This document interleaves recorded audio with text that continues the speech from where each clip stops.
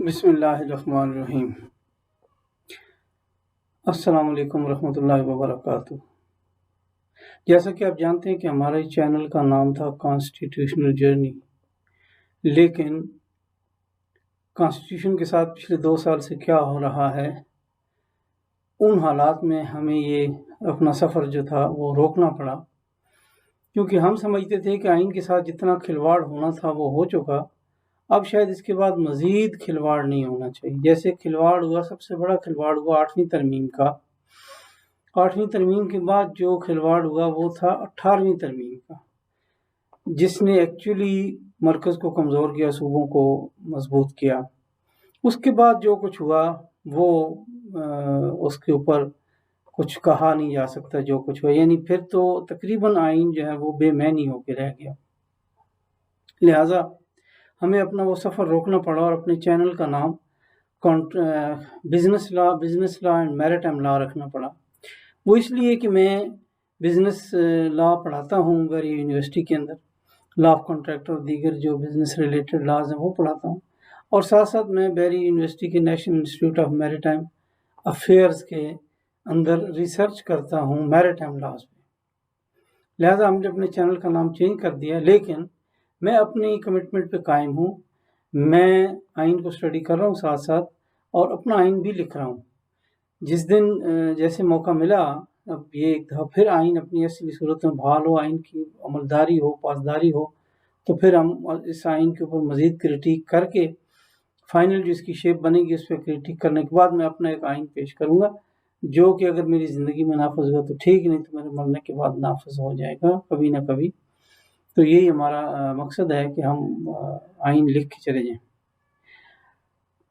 اب چونکہ ہمارے اس چینل کا نام ہو گیا ہے بزنس لا اینڈ میریٹائم لا، تو میں نے دیکھا میریٹائم لاز کے اوپر بہت کم ویڈیوز ہیں اوورال، مطلب جتنا کنٹینٹ اس وقت یوٹیوب پہ ہے وہ پہلی بات یہ بہت کم ہے، اور اگر جو ہے وہ سارے کا سارا انڈین آتھرز کا یا انڈین اسکالرز کے ویڈیوز موجود ہیں۔ انفارچونیٹلی پاکستان میں سے کسی بھی اسکالر کی کوئی ویڈیو میریٹائم لاز پہ یوٹیوب پہ مجھے کم از کم نظر نہیں آئی۔ اگر آپ کو نظر آئے تو کمنٹس میں ضرور بتائیے گا۔ تو آج میرا میریٹائم لاز پہ پہلا لیکچر ہے، تو اس کی ہم سٹارٹ لیتے ہیں U N convention on law of the sea. جیسا کہ آپ کو معلوم ہے کہ U N convention on law of the sea 1958 میں پہلا انقلاز آیا، جو کہ صرف 2 سال چلا، 1960 میں دوسرا آ گیا، اور 1973 میں وہ کانفرنس شروع ہوئی جو 1982 میں کلمینیٹ ہوئی، اور اس نے ایک متفقہ جو کنونشن تھا وہ اڈاپٹ کیا 1982 میں، اور پھر اس کے بعد رکھا گیا کہ یہ اتنے نمبر آف اسٹیٹ، یعنی 60 نمبر آف اسٹیٹس جب اس کو ریٹیفائی کریں گی تو یہ انفورس ہو جائے گا۔ یہ تھریش ہولڈ جو تھا یہ 90 کی دہائی میں 1995 میں جا کے اچیو ہوا، اور اس کے بعد یہ نافذ العمل ہو گیا، اور تقریباً تمام اسٹیٹس جو ہیں وہ اب اس کو فالو کرتی ہیں۔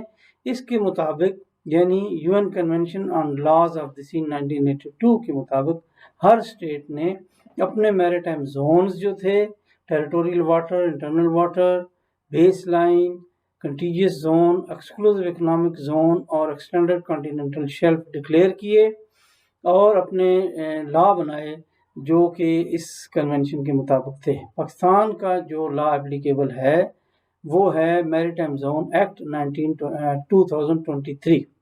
یہ لیٹسٹ لا ہے، 2 سال پرانا ہے، اور اس کے اندر میریٹائم زونز کو ڈیفائن کیا گیا۔ تو آج ہم اپنے اس پہلے لیکچر کو زونز تک لمٹ کریں گے، باقی ہم آگے آہستہ آہستہ بڑھتے جائیں گے۔ تو سب سے پہلے ایک ہوتی ہے بیس لائن، جس کو لو واٹر لائن بھی کہا جاتا ہے۔ آپ کو پتہ ہے کہ 24 گھنٹوں میں ہر 6 گھنٹے بعد پانی مد و جزر کے تحت آگے آتا ہے، پیچھے آتا ہے، ٹائیڈل ایفیکٹ اس کو کہتے ہیں۔ تو جتنا وہ پیچھے ہٹتا ہے، آخری لمٹ کو جو وہ ٹچ کرتا ہے، ان کو ملا کے پورے کوسٹ کے ساتھ ساتھ ایک لائن کھینچی جاتی ہے جس کو بیس لائن کہا جاتا ہے۔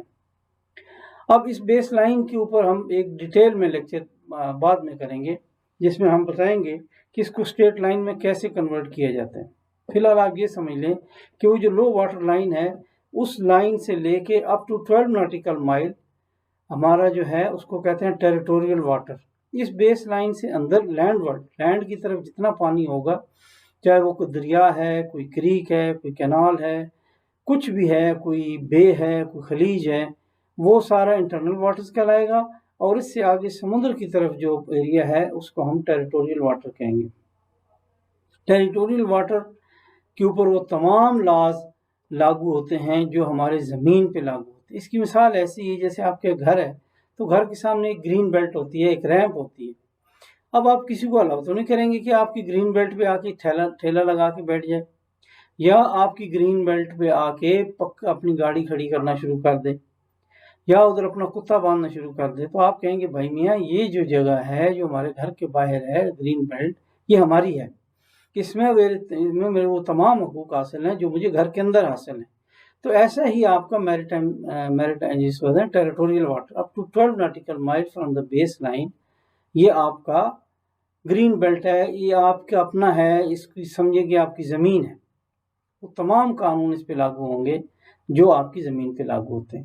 اس کے بعد ایک اور بیلٹ آتی ہے جو وہ بھی 12 کلومیٹر ہوتی ہے، 12 ناٹیکل مائل ہوتی ہے، یعنی بیس لائن سے 24 ناٹیکل مائل تک ایک زون ہوتا ہے جس کو کہتے ہیں کنٹیگیوس زون. اس میں آپ کو سارے حقوق وہ نہیں حاصل ہوتے جو آپ کو زمین پہ حاصل ہوتے ہیں، لیکن آپ اپنے چند ایک لاز جو ہے وہ انفورس کر سکتے ہیں. اب جیسے مثال آپ گھر کی مثال لیں، آپ کا گھر ہے، اس کی ایک باؤنڈری وال ہے، اس کے بعد ایک گرین بیلٹ ہے، اس کے بعد ایک گلی ہے یا سڑک ہے. اب سڑک تو سب کے لیے ہے نا، ہر کوئی اس میں سے گزر سکتا ہے، لیکن اگر وہ آپ کے گھر کے سامنے کچرا پھینکتا ہے تو آپ کہیں گے کہ بھائی یہ ہمارے گھر کے سامنے کچرا کیوں پھینک رہے ہو، اس کو اٹھاؤ یہاں سے صاف کرو.